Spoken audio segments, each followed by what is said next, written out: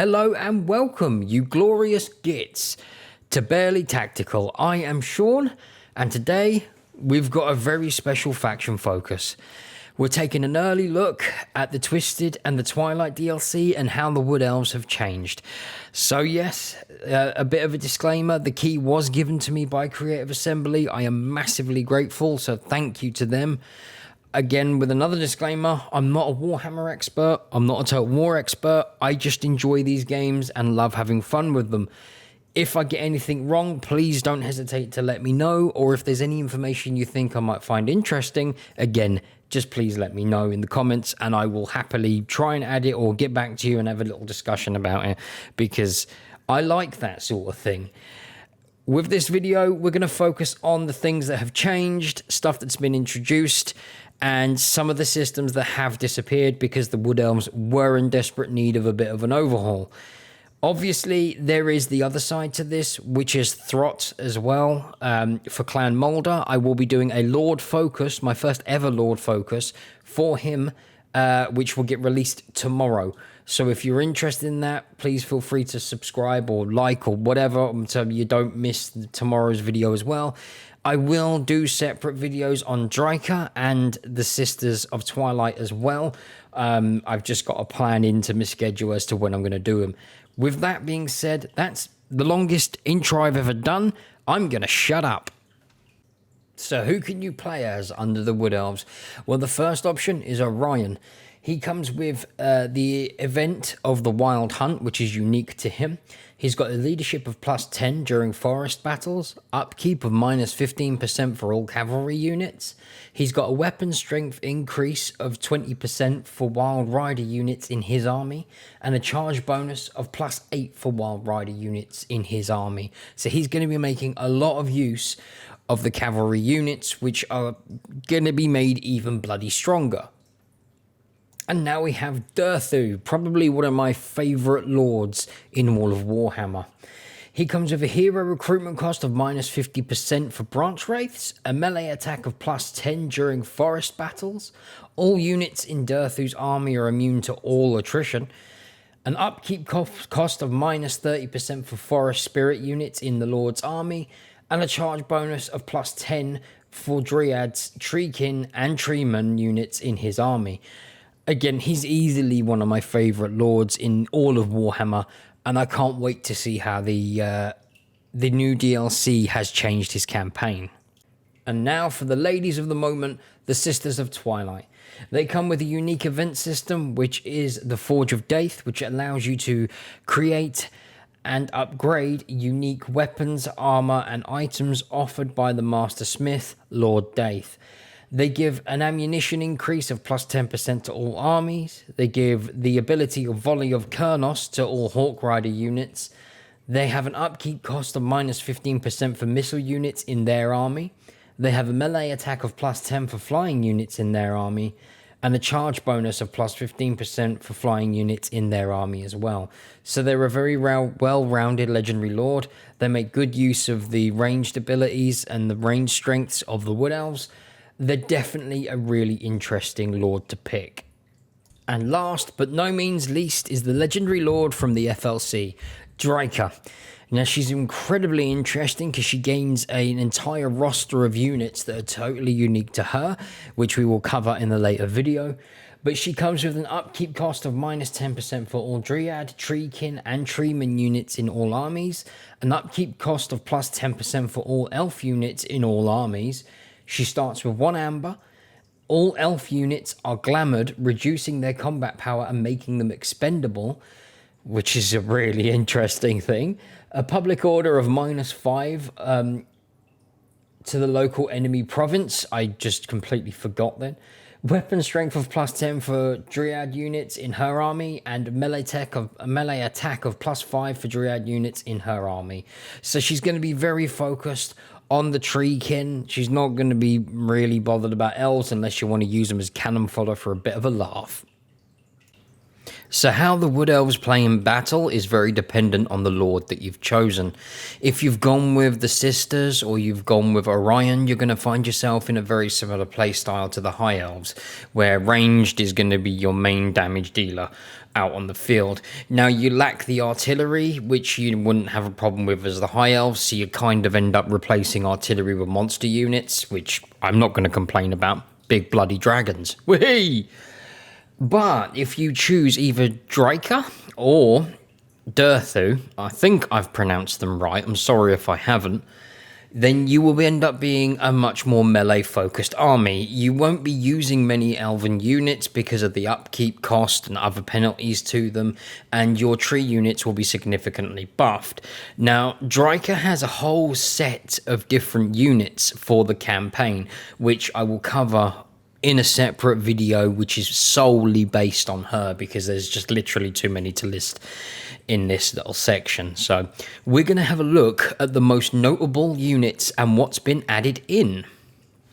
So first up for the new units is quite obviously the Sisters of Twilight, the new legendary lord for the Wood Elves, or at least one of the new legendary lords for the Wood Elves.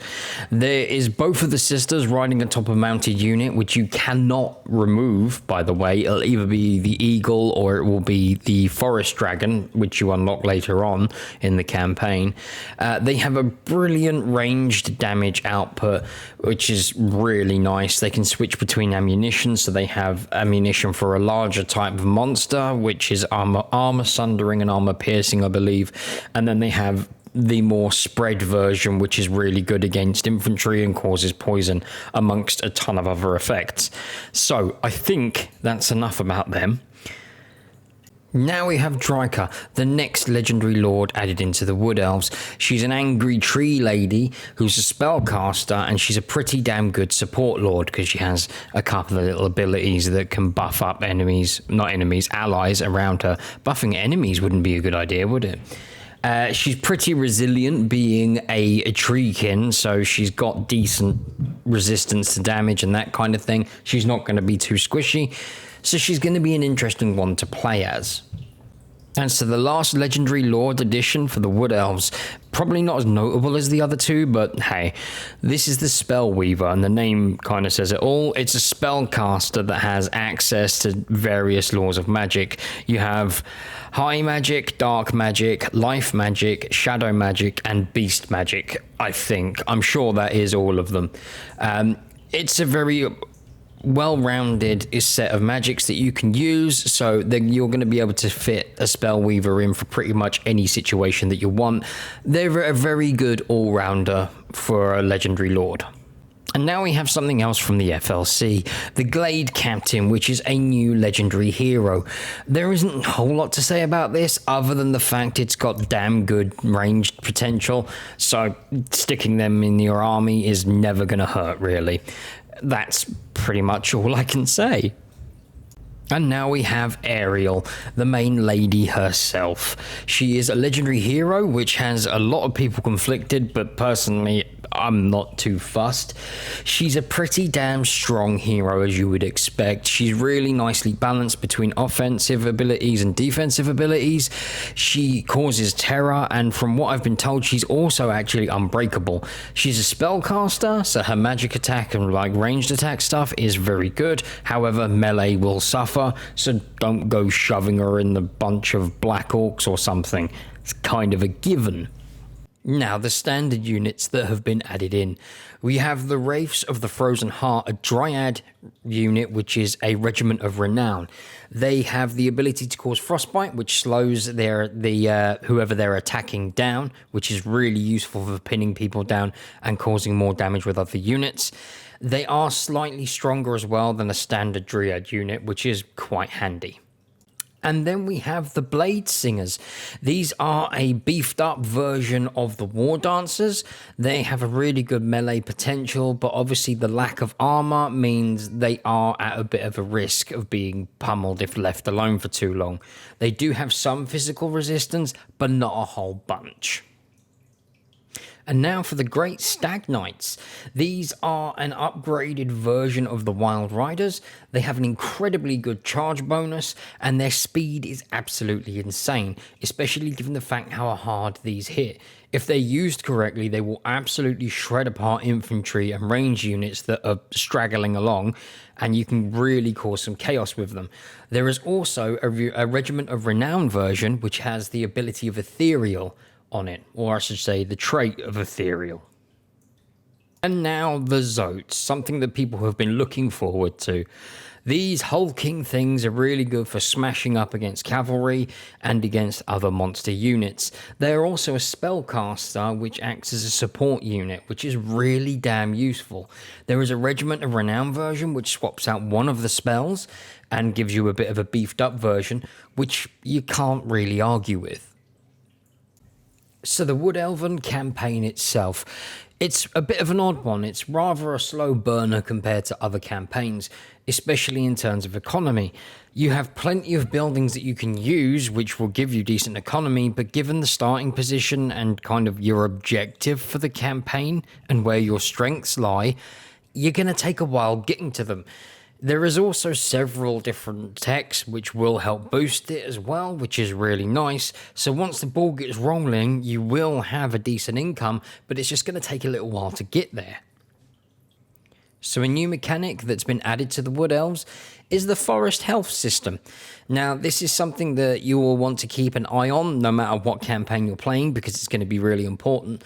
But there are 4 magical forests in the Vortex campaign, as you can see on the screen. And then in the Mortal Empires campaign, there are 6, which are on the screen at the moment. Now, by controlling a certain amount of territories within these magical forests, you will increase the forest's health, and you will gain buffs and bonuses from that, which is a really nice, handy little thing, especially given the fact that you are playing a somewhat slower campaign. Now, this kind of dictates how you will be approaching your campaign. You're going to be focusing on keeping your initial glade safe and making sure that it's as prosperous as possible before moving on to the next one. And obviously, the next one isn't really close. It's, you know, the other side of the map. So you now have access to something known as the Deep Roots, which is a system that allows you to teleport between magical forests, and you can start taking over or confederating or making allies or whatever it is, however it is you want to get a hold of them. And now this brings me to the next bit of the campaign, the tech tree.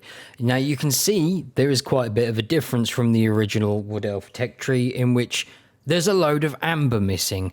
Thank the gods of the Wood Elves. The amber system was originally a real big pain in the arse to try to manage and to keep getting amber, and it hindered your progression massively compared to how easy it was to actually obtain the amber. Now, the tech tree is pretty standard. There's only one tech that requires gold to unlock, which you can see costs 5,000 gold. And then you only have another, 8 technologies that require amber to unlock, which that's going to be much more manageable now.